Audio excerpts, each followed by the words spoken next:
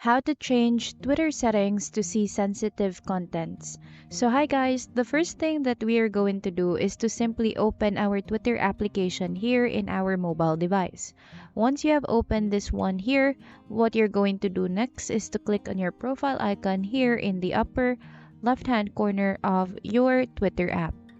Now once you've clicked on this one, go to settings and support here below. Go to settings and privacy.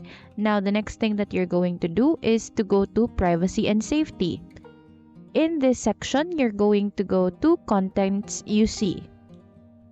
So the next thing that you are going to do is to simply tap in or enable display media that may contain sensitive content. And in that way, you can actually see sensitive content.